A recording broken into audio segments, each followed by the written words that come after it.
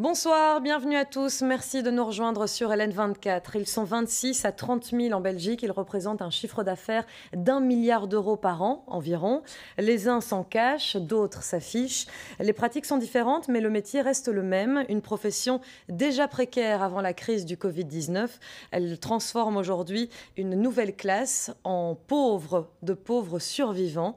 Ce n'est pas mon constat à moi, c'est celui des acteurs actifs sur le terrain. Ce terrain vague, flou, tabou parfois, de la prostitution.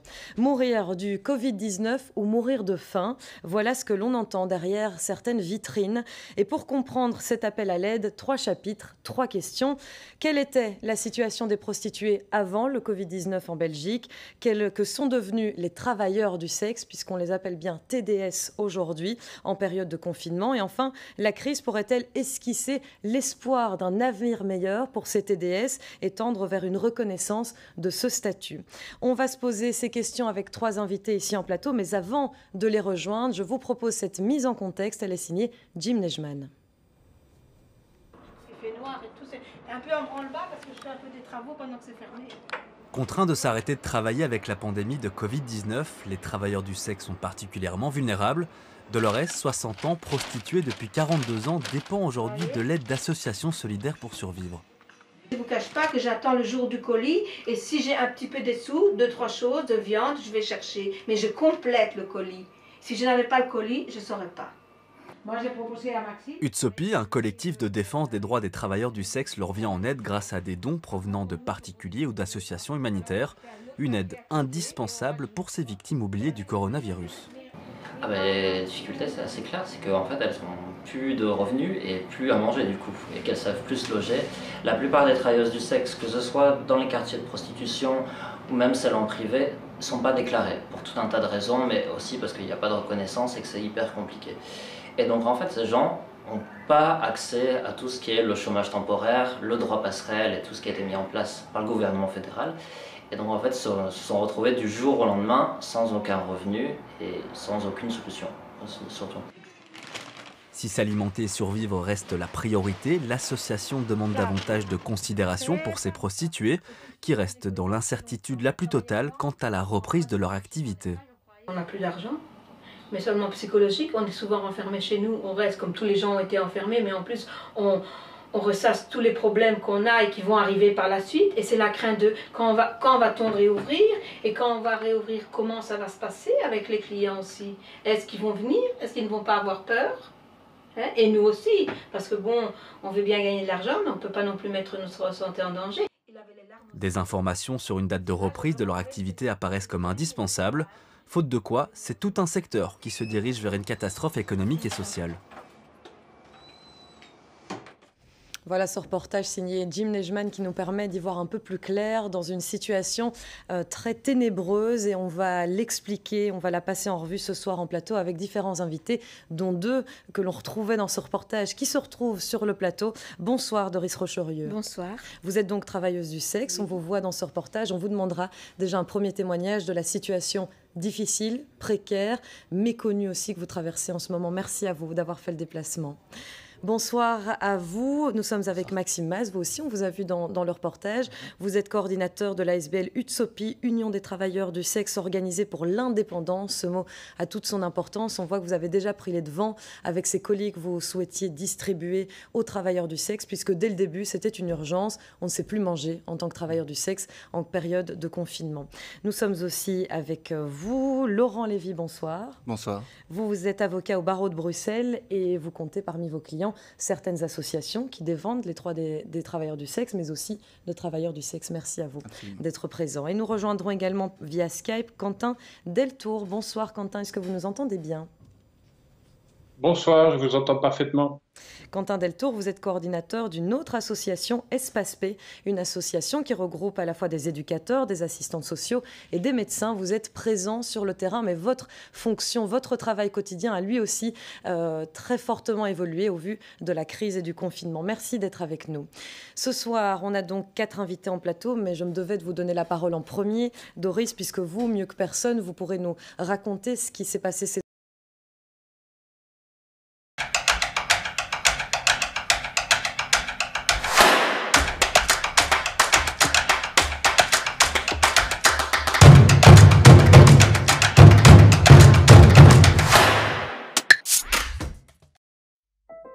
Chaque jour, nos producteurs de fruits et légumes vous fournissent des produits frais. Privilégiez la proximité. Achetez vos fruits et légumes chez nous. Ces 2 derniers mois, et quelle était l'urgence de votre situation? Comment vous vivez depuis 2 mois, Doris? Actuellement, on vit au jour le jour. Personnellement, enfin, toutes les femmes qui sont ici, dans ce quartier où j'ai ma carré, vivent avec le colis. On n'a aucun revenu, on n'a aucune aide. Et il y a beaucoup de femmes, certainement, qui sont renfermées chez elles et qui n'osent pas parler. C'est pour ça que je suis ici. Je parle au nom de toutes. On a peur. Qu'est-ce qui va se passer après? Comment va-t-on travailler? Nous allons avoir des dettes. Va-t-on devoir payer les loyers ou ne pas les payer? C'est une bataille quotidienne et incertaine. On comprend d'autant plus l'importance de cette bataille avec ce qui est devenu presque un slogan, mourir du Covid-19 ou mourir de faim. Certains pourraient se dire, mais enfin, c'est peut-être trop extrême, personne ne va mourir de faim ici en Belgique. C'est véritablement le cas des travailleurs du sexe? C'est véritablement le cas. Pourquoi? Parce que nous n'avons pas de statut, on n'a aucun recours. Et aussi, avant la pandémie, ça se passait comme ça. Moi, personnellement, si je ne travaille pas, je n'ai pas d'argent, donc je vis au jour le jour. On ne gagne pas des millions, ça c'est utopique. Donc on paye nos factures, on paye ci, on n'a plus rien. Moi, je ne vous cache pas que 2 jours, on a dit le 15 mars c'est fermé. 2 jours, j'ai dû prendre 1 ou 2 clients pour pouvoir une petite réserve pour manger. Sinon, je n'avais rien. Et je ne suis pas la seule. Et en préambule de cette émission, quand on s'est entretenues toutes les deux, vous disiez qu'à un certain moment, vous allez devoir reprendre les passes puisque votre vie est en jeu quelque part. Voilà. Mais on en reparlera dans un instant. On termine notre tour de table. Maxime Mas, par rapport à ces colis, qu'est-ce qui était si urgent? L'urgence est venue des travailleurs eux-mêmes qui vous ont dit en fait on ne sait plus manger, faites quelque chose pour nous, ou c'est vous qui dès le départ vous êtes rendu compte que la priorité ce serait de manger? Ça s'est fait les deux en même temps en fait. Nous on s'est dit on voyait bien qu'il y avait déjà des problèmes avant, donc on s'est dit ça va être catastrophique. Et à peu près dans le même temps, des travailleuses du sexe nous ont sollicité. Il y a plus de 200 travailleuses du sexe qui nous ont sollicité depuis le début de la crise en nous disant voilà, moi j'ai pas de revenus, je dois payer mon loyer, je sais pas comment je vais faire. Donc en fait ça s'est fait assez naturellement en fait en se disant il faut qu'on réponde à l'urgence tout de suite et d'essayer de trouver des moyens et développer des leviers pour aider les travailleuses du sexe sur le terrain. Alors d'autres pourraient dire aussi, mais enfin, plusieurs secteurs sont logés à la même enseigne. Vous n'êtes pas les seuls entrepreneurs, entrepreneuses à devoir compter les fins de mois, à être dans de grandes difficultés. Alors on va se tourner vers l'avocat qui est avec nous ce soir et qui nous permet de comprendre aussi le cadre légal qui évolue ou pas à travers le temps. Pour comprendre la situation des prostituées aujourd'hui, il faut comprendre d'où on vient. La Belgique aujourd'hui suit un modèle particulier en termes de prostitution. Quel est-il et qu'est-ce qu'on peut voir fleurir à l'étranger? Tout à fait. Mais sur le plan politique, les États ont une large marge de manœuvre pour gérer la prostitution, pour appréhender le phénomène prostitutionnel. La littérature juridique distingue 3 modèles principaux. Alors ce sont des modèles théoriques, le prohibitionniste, l'approche prohibitionniste, l'approche réglementariste et l'approche abolitionniste. Alors je m'explique succinctement, l'approche prohibitionniste, finalement, elle est très simple dans son concept. La prostitution est interdite. Tout acte de prostitution est interdit et tout acte périphérique à la prostitution est interdit. Par acte périphérique, j'entends le proxénétisme, tenue de maison close, la publicité, etc. C'est un modèle catastrophique du point de vue des droits de l'homme et de la traite, puisque la prostitution est retranchée dans la clandestinité et donc les travailleurs du sexe sont privés de statuts sociaux, des droits sociaux, mais également, dans certains cas, de la protection de l'État. Quand il y a coups et blessures, viol, aller porter plainte signifie aussi mettre au grand jour sa propre situation illégale. Donc c'est le pire des systèmes, à mon avis. Aux antipodes, on a l'approche réglementariste. Ça, c'est l'exemple archétypal de la Hollande, de l'Allemagne. Donc, dans ces États, la prostitution est légale. Et contrôlée et réglementée. Et contrôlée et réglementée. Donc, concrètement, le travailleur du sexe est soit un indépendant entrepreneur, soit un salarié qui a donc un employeur, qui est un proxénète, voire un chef d'entreprise. Et c'est, à mon sens, le modèle qui a le plus de chances de respecter les droits fondamentaux. Il déstigmatise le travailleur du sexe. il donne un statut social clairement défini avec tous les droits sociaux y afférents et il donne une protection, bien sûr, en cas de problème aux travailleurs du sexe. Voilà qui est très très clair comme exposé. Je vais déjà faire Tout à fait. un pont parce que quand on sait que la Belgique, donc si j'ai bien compris, c'est le modèle abolitionniste qui estime que la prostitution va à l'encontre des droits humains et donc elle ne peut pas exister. Et donc on fait un peu comme si elle n'existait pas.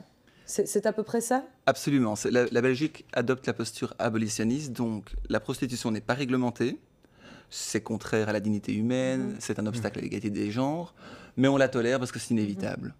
Par contre, on réglemente et on sanctionne, on interdit tous les actes périphériques à la prostitution. Donc, comme vous le disiez, le proxénétisme, le racolage, la publicité. Tout à fait. Je vais faire un tour du Skype avec vous, Quentin Deltour, puisque vous êtes présent sur le terrain via les médecins, via des assistants sociaux, via des éducateurs par le biais de cette association qui est Espace P et qui cherche à accompagner ces prostituées. Vous êtes très bien placé pour savoir à quel point ce modèle qui est privilégié par la Belgique depuis de nombreuses années, mais pas depuis toujours, on le verra aussi dans quelques instants, à quel point ce modèle est dangereux et menace la sécurité des travailleurs du sexe.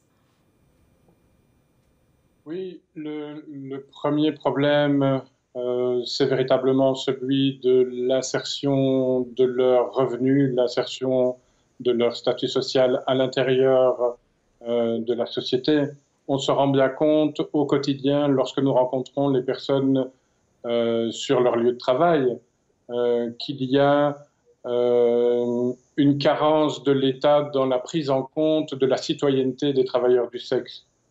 Et le gros problème, c'est en réalité que les communes sont elles-mêmes laissées avec une certaine marge de manœuvre juridique, mais qui ne peut s'exercer que de manière négative. Je laisserai peut-être Laurent Lévy s'exprimer là-dessus, il s'y connaît mieux que moi, mais en règle générale, les communes ne prennent que des solutions de rétorsion et de punition, de réduction des nuisances. Et finalement, on se rend compte que tout ce processus légal permet en réalité un abandon complet des travailleurs, des travailleuses du sexe par rapport à la citoyenneté, par rapport à l'inclusion, par rapport à la reconnaissance des droits. Et vous l'avez dit, dans un cas comme le Covid, dans une crise comme le Covid, eh bien, les prostituées sont laissées pour compte. On ne reconnaît finalement pas le caractère professionnel de leur activité. On leur demande, on les oblige à arrêter de se prostituer, mais à côté de ça, aucune prise en compte de leur désarroi, de leur précarité n'est mise en place. Et finalement, eh bien, par exemple, le droit passerelle, les aides d'État leur sont refusées. Et tout à coup, ces personnes qui, lorsqu'elles gagnent de l'argent, sont invitées à payer l'impôt, à payer des lois sociales, à s'inscrire au statut et à cotiser au statut des indépendants, tout à coup, eh bien, elles deviennent des persona non grata. On ne leur reconnaît aucun droit et les voilà abandonnées à l'aide publique et à la charité presque dans certains cas. Se pose alors la question, comment ces travailleurs évoluent, sous quel contrat, comment parviennent-ils finalement à faire autre chose que du black? Ça, on vous posera la question dans un instant parce qu'il y a des magouilles entre guillemets. On peut mettre un métier plutôt qu'un autre pour recevoir l'argent d'une certaine façon plutôt que d'une autre. Mais tout d'abord, Doris, oui. Là je vais un peu me porter la voix de certains téléspectateurs qui en nous regardant, je suis sûre, vont se dire mais enfin, les travailleurs du sexe, ça n'est pas un métier, ils se débrouillent comme ils peuvent, mais c'est du travail en noir et donc ils n'ont que ce qu'ils méritent. Ce n'est pas un métier, on ne peut pas être pour. Qui est cette présentatrice qui donne la parole à des prostituées? Et je les vois, hein, je suis sûre qu'on va avoir beaucoup de commentaires sur ce live, mais enfin bon, c'est un travail. Qu'est-ce que vous répondez à ces personnes qui estiment qu'en fait, vous n'avez droit à rien parce que votre métier ne doit pas exister? Mais mon métier, il existe depuis toujours. Et moi, je le conçois comme tout individu. Je vous dis, je commence à 9 h, je fais mes heures, je me démaquille, je pars, je suis quelqu'un d'autre. Il y a beaucoup de gens qui me connaissent dans la rue. Ils ne voient pas que je suis une TDS. Je ne le montre pas, je n'exige pas tout. C'est un travail. Je me fais payer pour certaines choses, j'ai un respect, j'ai des limites que beaucoup de gens dans la vie courante n'ont pas. Et ça aussi, je tiens à le noter. Et je n'ai pas le droit d'être comme tout le monde. Pourquoi ? Et quand vous dites c'est un travail pénible, parce que c'est vrai, quand on s'est entretenu, vous disiez... Chaque jour, nos producteurs de fruits et légumes vous fournissent des produits frais. Privilégiez la proximité. Achetez vos fruits et légumes chez nous. Je travaille pour survivre. Et là, certains pourraient se dire, mais enfin, si c'est ça, survivre, alors autant ne rien faire du tout. Mais quelle comparaison on peut faire avec d'autres métiers qui ont toujours été acceptés, mais qui sont aussi de l'ordre de la survie? Bien sûr. Dans le temps, les mineurs qui descendaient à la mine, on les aussi faisaient un travail difficile. Ils n'étaient pas bien reconnus quand il leur arrivait quelque chose. Ah oui, c'était à cause de ça. Il y a toujours des problèmes. Dans tout métier, il y a du bon et il y a du mauvais. Et nous, dans notre métier aussi, on est mal vu. Pourquoi ? Parce qu'on ose faire quelque chose et se faire payer pour un service. Il y a un métier qui n'a jamais évolué dans les consciences, c'est bien celui du travailleur du sexe. Et ici, il ne s'agit pas d'un débat sur pour ou contre la prostitution. On essaye de comprendre un métier qui est lésé, qui compte des travailleurs qui ne mangent pas depuis 2 mois parce que leur métier ne peut plus être exercé. Pourquoi, d'après vous, Maxime, vous qui êtes aussi sur le terrain auparavant en tant que travailleur du sexe, aujourd'hui en tant que coordinateur du Tsopi, pourquoi, d'après vous, cette image n'a jamais évolué alors que tout est permis aujourd'hui en 2020, sauf la prostitution? Parce que ça cristallise des questions morales, en fait. Le travail du sexe, ça vient cristalliser des questions morales et on pointe ça du doigt comme si c'était là l'expression de toutes les oppressions, de toutes les violences, de toute l'exploitation du corps des unes ou des autres. Or, en fait, il y a plein de situations en 2020 dans le monde d'aujourd'hui où on peut retrouver ça. Donc, la question n'est pas tellement de savoir s'il y a de l'exploitation ou pas, et bien sûr qu'il y a de l'exploitation, mais c'est se dire, voilà, il y a une activité professionnelle, il y a quelque chose qui se passe, il y a des gens qui bossent en fait au quotidien, très souvent pour survivre en fait, parce qu'ils sont dans la merde, très clairement. Et voilà comment on fait pour donner des droits à ces gens et qu'ils puissent s'en sortir. Parce que je pense que dans un pays démocratique en Europe de l'Ouest, ce qu'on peut estimer, en tout cas pour tout à chacun, c'est de pouvoir s'en sortir dans la vie, en fait. D'autant plus si les personnes travaillent et se décarcassent au quotidien. Est-ce qu'on peut lire également, quand on fait des comparaisons avec d'autres travailleurs qui travaillent au noir et qui ne perçoivent pas tous les avantages qu'ils pourraient percevoir en étant un indépendant déclaré, c'est qu'ici, vous réclamez ce statut depuis toujours. Tous les travailleurs du sexe le réclament et on en parlera de ce statut dans un instant. Restez avec nous, il est 20h29 sur LN24.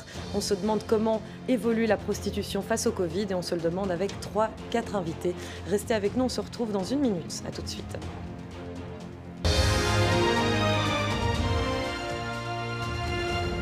« 20h30 sur LN24, merci d'être avec nous et pour ceux qui nous rejoignent, sachez que ce soir, on parle de travailleurs du sexe et on se demande comment cette profession, ce travail évoluera après la crise du Covid-19. On en parlait il y a un instant et on se demandait pourquoi c'est un métier qui ne pourra jamais être accepté, puisque ça aussi, ça contribue de l'absence de statut. Et l'une des réponses tout de même presque juridiques à apporter à cette question, c'est qu'il y a toute la question de la traite sexuelle des êtres humains. Et là, peut-être qu'il y a une nuance à apporter dans 2 combats, à la fois celui de l'obtention du statut, mais celui aussi de l'abolition et de l'interdiction de la traite humaine. Alors, la traite sexuelle, les 3 approches mentionnées précédemment, et tous les pays ont des obligations envers les instruments internationaux pour lutter contre la traite sexuelle. Donc c'est autant possible en Hollande où on légalise la prostitution que dans la Fédération de Russie où on adopte l'approche prohibitionniste. En Belgique, l'idéologie, je peux la résumer de la manière suivante. La prostitution est contraire à la dignité humaine, c'est un obstacle à l'égalité des genres. Il n'existe pas vraiment de prostitution librement consentie, car elle est toujours le fruit d'une vulnérabilité, contrainte économique ou autre. Et donc, mais elle est inévitable. Donc, on s'en accommode, mais on ne la nourrit pas, on ne l'entérine pas, on ne l'encourage pas. Et c'est comme ça qu'on tombe en Belgique dans une situation assez particulières, où d'un côté, ils peuvent travailler comme indépendants, mais dans des conditions tout à fait particulières, et d'un autre côté, lorsqu'il y a un contrat de travail avec comme objet une activité de prostitution, le contrat de travail se voit annulé, de nullité absolue, parce que le contrat est contraire à l'ordre public et aux bonnes mœurs. C'est un contrat illicite, donc il ne peut pas exister, donc les revenus ne devraient pas pouvoir avoir existé, et donc on doit les rembourser. Pourtant, si je me réfère à un article dont vous êtes signataire, qui évoque précisément la façon dont certains pays s'accordent le droit de le reconnaître ou pas, la prostitution, on voit qu'en Europe, le Parlement rappelle que le droit à l'autodétermination implique le droit au libre choix. Et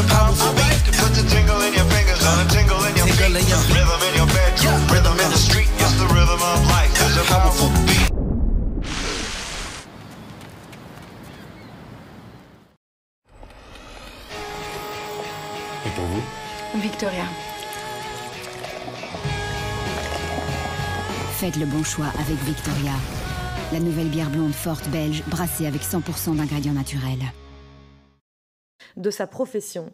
Et puis, la Cour de justice qui rappelle que les professions de prostituées constituent une prestation de service rémunéré qui relève de la notion économique, mais que effectivement la prostitution forcée est contraire au droit. Donc on voit qu'il y a vraiment les deux pendants, mais là, l'Europe ne se montre pas contre. Est-ce que c'est un exemple qu'elle veut montrer aux pays qui restent titulaires de leur choix? Que peut-on comprendre de l'Union européenne à propos de la prostitution? Mais en fait, les institutions internationales qui se prononcent envers la prostitution sont le Conseil de l'Europe et l'Union européenne. Ils adoptent une posture plutôt libérale, en ce sens que, comme vous le dites, ils ont une perspective de liberté économique et d'autodétermination de son propre corps, mais ils imposent uniquement des obligations dans la lutte contre la traite, mais la gestion de la prostitution, en soi, est du pouvoir discrétionnaire des États. C'est-à-dire que les États ont une marge de manœuvre. Ce qui explique qu'on a tant de politiques différentes en Europe. Et l'Union européenne n'est pas habilitée à édicter des règles juridiques contraignantes pour réglementer la prostitution en tant que telle, uniquement la traite sexuelle. Quentin Deltour, quand on évoque précisément ces droits de la prostitution, du travailleur du sexe, quand vous voyez à quel point les pays diffèrent sur leur mode de fonctionnement, sur leur système, que peut-on dire aujourd'hui de la façon dont le Covid-19 a levé le voile sur une réalité que certains pays acceptent, d'autres nient, ou d'autres encore préfèrent ne pas du tout regarder? Qu'est-ce que le Covid-19 a permis de mettre en lumière ces 2 derniers mois? On va dire que la première chose qui a été mise en lumière, c'est que tous les travailleurs du sexe sont dans la même galère en Europe. Il faut reconnaître une chose, c'est que le premier mouvement, je dirais, il est citoyen et il est celui de la compréhension par les acteurs, les actrices de terrain, les travailleuses et les travailleurs du sexe eux-mêmes, la compréhension de l'importance de se confiner, de s'auto-confiner. Et nous, ça a été la première chose qu'on a remarqué, c'est qu'il n'a pas fallu attendre qu'il y ait des décrets, qu'il y ait des actes de police pour que les travailleurs du sexe se mettent sur le côté. Ils ont parfaitement compris l'intérêt d'un point de vue sociétal, de ne pas se situer là comme un vecteur de la maladie. Et je pense que c'est la première chose qu'on doit reconnaître, c'est que le premier mouvement, il est citoyen, et ça montre bien qu'on est face à des personnes qui sont tout à fait conscientes. Respectables. Tout à fait.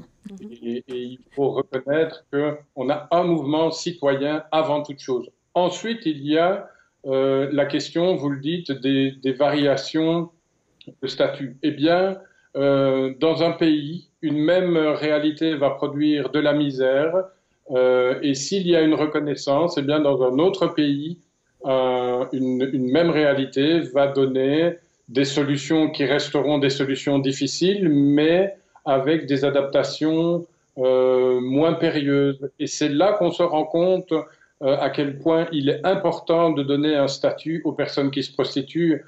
C'est un des combats que nous menons en plus de nos actions de terrain. qui est celui de promouvoir la reconnaissance de l'activité en tant que profession. On n'est plus du tout, lorsqu'on se rend compte de la vie des travailleurs du sexe sur le terrain, on n'est plus du tout dans une réflexion philosophique sur est-ce que le fait de vendre son corps est acceptable, est admissible. C'est un choix qui ressort de la liberté individuelle et nous sommes dans beaucoup de situations face à des personnes qui exercent un droit, simplement le droit de faire ce qu'elles veulent, ce qu'ils veulent de leur propre corps et d'en disposer d'un point de vue commercial. Alors oui, il y a à côté de ça une exploitation. Oui, il y a des personnes qui sont victimes, tout comme il y a de la traite des êtres humains dans les métiers du bâtiment, et personne n'a jamais songé à interdire l'ensemble des métiers du bâtiment sous prétexte que des abus inadmissibles s'y produisaient. Eh bien, ce que nous demandons, c'est que il y ait une réflexion de la même nature sur les métiers du sexe et qu'on dépassionnalise, on démoralise la question qui n'est pas du ressort, je n'ai pas à... Et pour vous? Victoria. Faites le bon choix avec Victoria. La nouvelle bière blonde forte belge brassée avec 100% d'ingrédients naturels. L'État n'a pas à décider ce qui est bien ou mal dans le choix de se prostituer. L'État a à garantir la sécurité des travailleurs du sexe. On va revenir en plateau un instant. Merci à vous, Quentin Deltour. Doris, je vous voyais vraiment acquiescer, dire qu'effectivement vous étiez consciente, vous compreniez dans quelle situation vous étiez. Quand on entend à quel point les travailleurs du sexe sont seuls en fait dans leur démarche, avez-vous des contacts avec les politiques? Et Dieu sait, comme nous ici, on en a contacté pour qu'ils viennent sur le plateau, mais il semblerait que ce soit un dossier particulièrement difficile à aborder, que ce soit pour les bourgmestres que pour les représentants régionaux et fédéraux. Les bourgmestres, manifestement, ont une meilleure entente, une belle collaboration. Je le souligne quand même. Nous sommes dans un bon petit chemin qui va se faire, je pense. Et nous croisons les doigts. Parce que c'est vrai que c'est assez... Il faut communiquer, il faut qu'on communique. C'est compliqué de se dire qu'à la fois on vient en aide à des personnes qui ne sont pas censées exister puisque leur statut n'existe pas. Alors, quelle est aujourd'hui la collaboration que vous entretenez avec les différents bourgmestres ou en tout cas les pouvoirs décisionnaires? Maxime Mas, oui, effectivement, peut-être. On travaille beaucoup avec les communes sur Bruxelles, donc, qui sont Schaerbeek, Saint-Josse et un petit peu, beaucoup moins à Mille-Bruxelles. Et travailler, ça veut dire quoi concrètement? C'est essayer de se concerter sur la question et se dire, ok, voilà, il y a de la prostitution qui est visible sur ce territoire, qui suscite tout un tas de questions.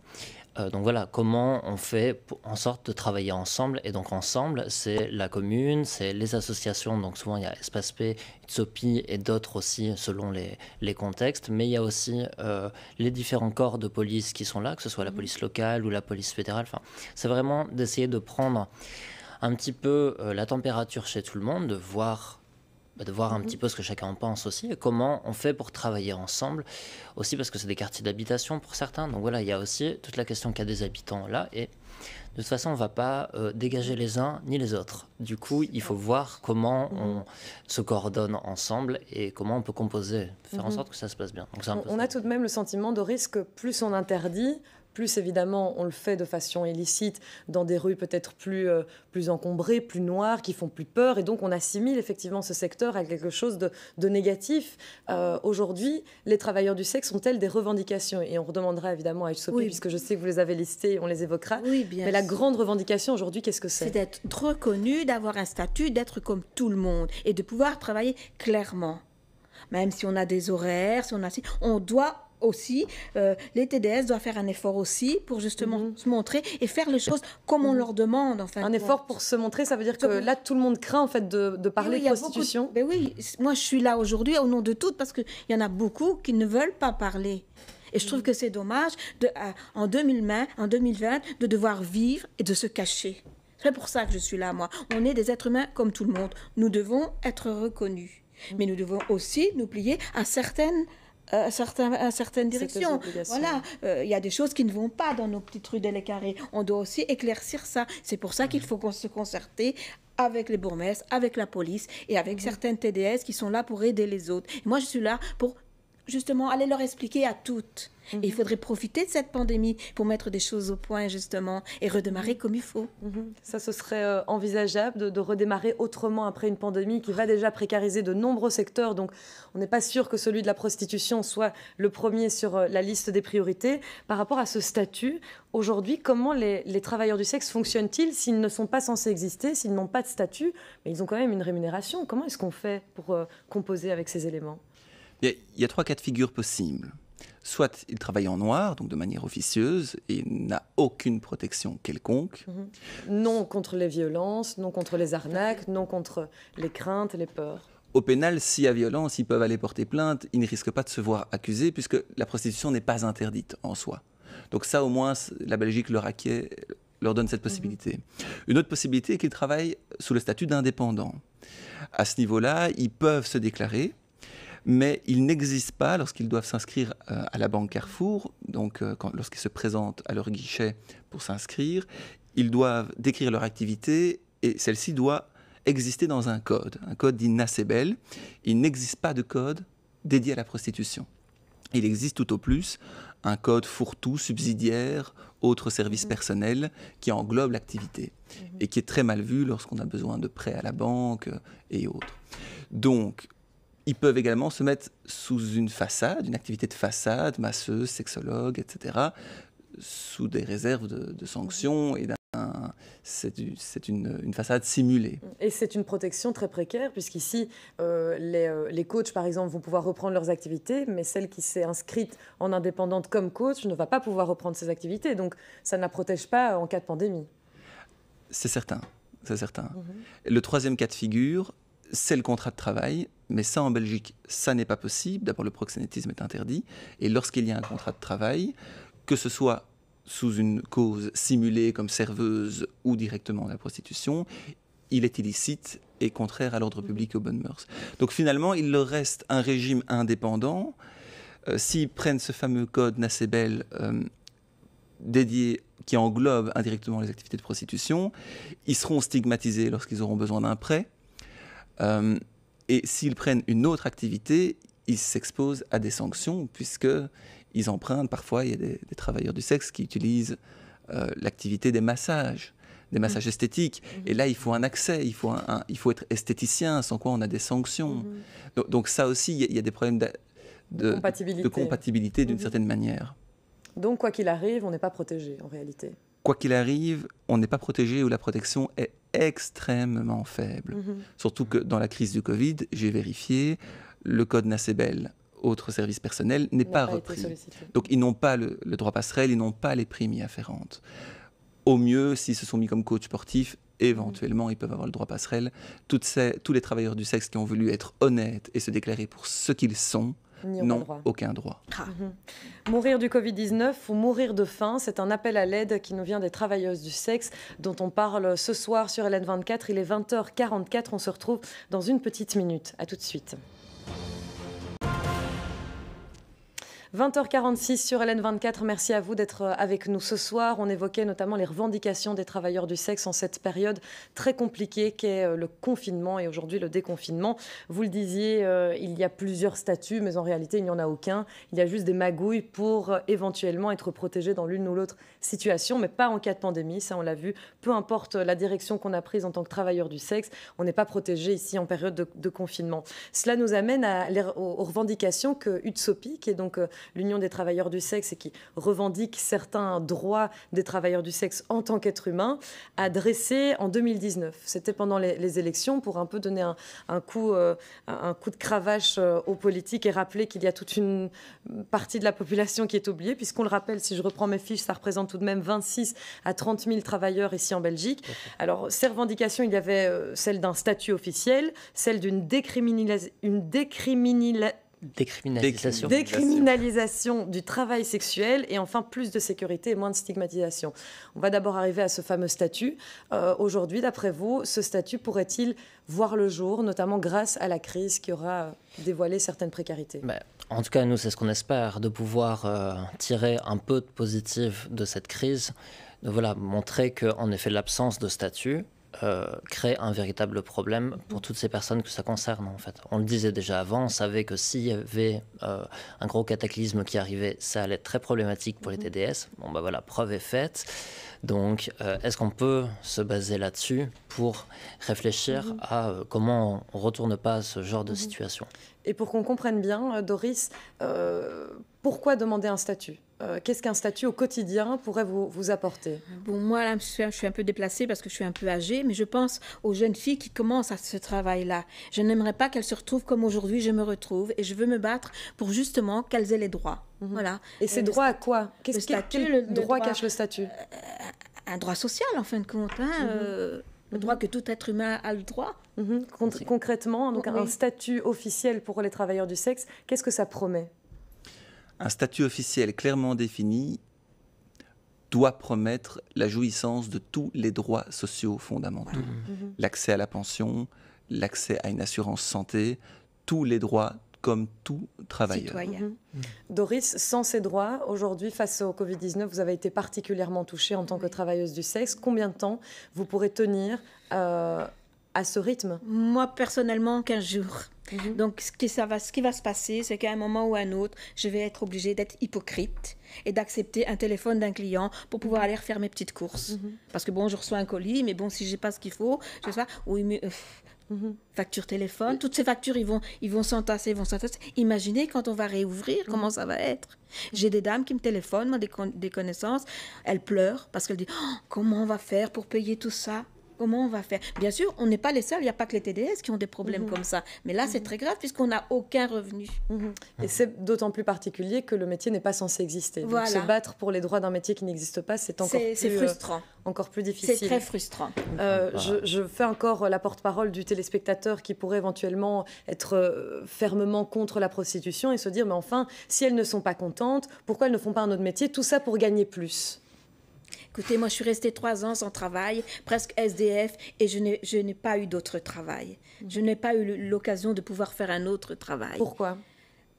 Parce que déjà là, j'étais là, donc, et je n'avais pas de possibilité de faire un autre travail. J'ai dû retourner, moi, dans la prostitution, mais vraiment, c'est très difficile. Je n'y vais pas avec le sourire. À mon âge, je serais mieux en train de faire ma petit gâteau et ma petite maison, non? Et ben, je suis obligée de faire ça pour juste subvenir à mes besoins. Oui, c'est tout un tas de situations. En fait, souvent, c'est ça l'image qu'a des travailleuses du sexe, que c'est de l'argent facile ou rapide et que ce serait beaucoup d'argent. Moi, j'aurais aimé me faire beaucoup d'argent que j'étais travailleur du sexe. En fait, c'est pas la réalité. La plupart sont assez précaires et sont en difficulté tous les mois. Donc, en fait, l'image des travailleurs du sexe qui se font des milliers d'euros par mois, mais tant mieux pour elles et tant mieux pour eux. Il y en a quelques-uns, mais c'est vraiment... c'est très rare, en fait. L'extrême majorité, c'est pas du tout ça, la situation. On va retourner au Skype. On a laissé un instant Quentin Deltour. Merci encore à vous d'être là ce soir. Vous êtes coordinateur chez Espace P, qui regroupe donc des médecins, des assistantes sociaux et des éducateurs. Quel est le travail que vous faites, vous, au quotidien? Un travail qui a pas mal été bouleversé par la crise, puisqu'au départ, vous allez sur le terrain, vous rencontrez les femmes et les hommes sur le terrain. Aujourd'hui, c'est plus possible. Que faites-vous? Donc, vous le dites, au départ, notre quotidien, c'est d'aller rencontrer les personnes qui se prostituent là où elles se prostituent, que ce soit en rue, dans les carrés, dans les salons, dans les bars, dans les privés, dans les appartements. On essaye aussi de rencontrer celles et ceux qui exercent par l'intermédiaire d'Internet.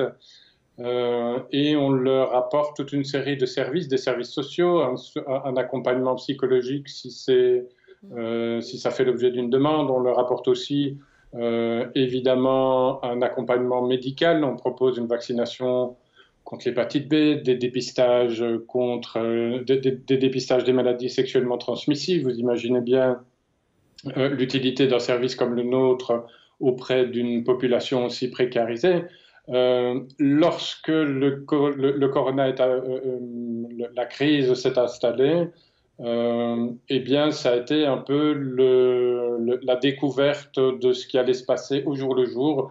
Je vous avoue qu'on a été un peu KO pendant une semaine, un peu comme tout le monde, à essayer de découvrir ce qui était en train de se mettre en place, quelles étaient les solutions de secours vers lesquelles les travailleurs du sexe allaient se retourner, et voir quelle pouvait être notre place, si on en avait une, il s'est avéré qu'on en a eu assez tôt dans les solutions d'urgence, notamment dans le cadre de l'aide alimentaire. On a assez vite essayé de mettre en place un service de distribution de colis, de survie, ou en tout cas de réorientation des personnes les plus précaires vers les endroits où elles allaient pouvoir en trouver. Et puis, il y a eu une information vers celles et ceux qui n'étaient pas dans la possibilité d'interrompre l'activité. Il y a des personnes, c'était véritablement une nécessité. Ça, voilà, vous le dites, mourir, oui, personne n'en est mort à ce stade et on peut s'en réjouir d'une certaine manière, mais il n'y a pas il n'y avait pas de garantie que ça n'arrive pas. Et donc, certaines personnes se sont retrouvées avec l'obligation de continuer à travailler. Et donc, dans ce cadre-là, il a fallu apporter, en urgence, des informations de réduction des risques au maximum. Et c'est une chose à laquelle on n'a pas été préparé parce que, éviter le sida, éviter les maladies sexuellement transmissibles, on est armé pour informer les personnes, on a une expérience, les personnes elles-mêmes ont une expérience qu'elles peuvent faire circuler. Lorsqu'il s'agit de travailler avec le Covid, quelles sont les bonnes mesures? Quand il s'agit de porter un masque tout en ayant un contact intime, on s'est rendu compte que certaines personnes se sont retranchées, par exemple, vers les webcams. Ce qui avait l'air au départ d'être une solution miracle s'est avéré pour finalement pas mal de personnes un miroir aux alouettes et parfois une arnaque complète parce que tout comme la prostitution est un métier, le fait d'être webcam girl ou boy est également un métier, ça ne s'improvise pas si facilement que ça. Doris, on a eu quelques cas de... je vous vois réagir par rapport à ce discours. Merci encore Quentin Deltour pour ces témoignages assez dramatiques. Devoir travailler en tant que travailleuse du sexe partant de Covid-19, c'est tout de même la preuve ultime que c'est un acte de désespoir. Tout à fait. Ouais, tout à fait. C'est ce que je ressens. Bien sûr, oui. Mm-hmm. Et on va devoir travailler comme ça. À un moment ou à un autre, on devra travailler comme ça. Mm-hmm. C'est triste. Puis, je sais que nous, on a vu aussi des personnes qui n'étaient pas du tout dans des situations précaires avant, en tout cas pas précaires financièrement, des travailleuses du sexe qui, là, se retrouvent précaires financièrement et doivent se remettre à travailler. Donc, ils essayent de prendre un maximum de précautions, mais... C'est aussi un virus qu'on ne connaît pas, donc c'est assez compliqué. Une dernière question juridique pour recadrer ce débat et terminer par cette note très théorique mais à la fois concrète. On espère donc que les politiques prennent un cap, peu importe quel qu'il soit finalement, tant qu'il y a un cadre qui est pris, mais on pourrait aussi aller vers une pénalisation du client. Et ça, c'est peut-être pas... Voilà, j'entends déjà Doris qui soupire. Qu'est-ce que ça pourrait représenter comme positif, négatif? Est-ce que c'est vers ça qu'il faut aller, puisqu'on a le sentiment que c'est très difficile en fait, de cadrer la prostitution? Personnellement, dans le modèle que je conçois, le modèle parfait pour lutter contre la traite et garantir les droits fondamentaux des travailleurs du sexe, le client doit être responsabilisé pénalement. Mais il ne doit certainement pas être responsabilisé pénalement à la suédoise, si je puis dire. Ça doit plutôt être un système réglementaire dans lequel il y a des travailleurs qui travaillent sous contrat de travail indépendant, mais dans un secteur déclaré, avec un client qui a une responsabilité pénale, mais pas automatique, conditionnée pour éviter la traite sexuelle et permettre la prostitution librement consentie. Ce qu'aujourd'hui, nous n'avons pas. Aujourd'hui, le client est roi. Il appelle une prostituée qui parle français, il arrive au lieu de rendez-vous, il a une personne qui ne parle pas français, qui est une autre personne, qui se comporte bizarrement. Il peut consommer l'acte et il ne craint rien. Sur le plan du droit, ça me paraît interpellant. Tout à fait. Maxime Mas, la solution ultime, d'après vous, ce serait laquelle? Mais nous, on est plutôt justement pour la décriminalisation. Donc ça veut dire vraiment enlever tout ce qui criminalise le travail du sexe. Il y a déjà des lois spécifiques contre l'exploitation au travail. Il y a tout un arsenal juridique qui existe, donc il n'y a pas besoin de lois spécifiques sur le travail du sexe. Et nous, en tout cas, on pense chez Utopie que le fait de mettre en place un statut, ça permettra aux personnes qui veulent exercer de le faire dans des bonnes conditions. En tout cas, si ce n'est pas dans de bonnes conditions, faire revendiquer leurs droits fondamentaux, et aux personnes qui veulent arrêter, de pouvoir justement changer de voie, passer par des nouvelles formations, nouveaux emplois, comme on peut le voir en Nouvelle-Zélande, où il y a tout un système qui est mis en place en ce sens-là.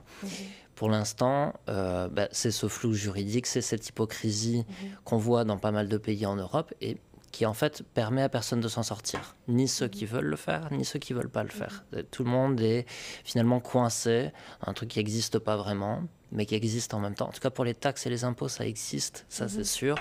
Mais quand il s'agit d'avoir des droits sociaux, ça n'existe plus. Donc justement, dernière question peut-être avant de clôturer ces échanges. Pourquoi, d'après vous, est-ce si difficile de traiter de ce dossier de la prostitution dans le chef des politiques ? Mais moi, je pense qu'il y a des sujets comme ça qui sont compliqués. Quand la Belgique a voté l'euthanasie et l'euthanasie des mineurs, bon, c'était pas hyper facile non plus à porter politiquement. Il y a plein de choses comme ça qui sont des sujets de sociétaux et qui sont tout de suite... c'est pas que juridique, c'est pas que économique, c'est tout de suite lié à de la morale. Oui, il y a très vite de l'idéologie là-dedans. On a, comme disait Quentin tantôt, on a du mal à dépassionner le débat et voir ça un petit peu avec du recul, j'ai envie de dire. Donc, c'est ça qui est compliqué, en fait. Mais, en fait, il suffirait, à mon sens, qu'il y ait un seul politique ou deux dans l'idéal, même qui en fasse son propre combat. Voilà, et qui disent, voilà, moi je vais porter ça, je vais poser cette question, comme ils le font des fois sur les parlements, mais pas juste la poser, vraiment insister là-dessus et voilà, dire, on en parlera tant qu'on n'a pas trouvé de solution. Et je rajoute, c'est là où Itsopi a une revendication importante, c'est celle d'être à la table des négociations. Et c'est pas forcément Itsopi, mais en tout cas les travailleuses et travailleurs du sexe, qu'elles soient sur place. Eh bien, nous, on aurait souhaité poser toutes ces questions aux représentants politiques, mais j'ajoute simplement que tous ont décliné cette invitation. Et nous, ce soir, on évoquait la situation très précaire des travailleurs du sexe, avec notamment cette phrase qui est devenue un cri de désespoir, mourir du Covid ou mourir de faim, point d'interrogation ou pas. On en a parlé ce soir avec nos 4 invités. Merci à vous de nous suivre sur LN24, il est 20h59. Très belle soirée et à lundi prochain.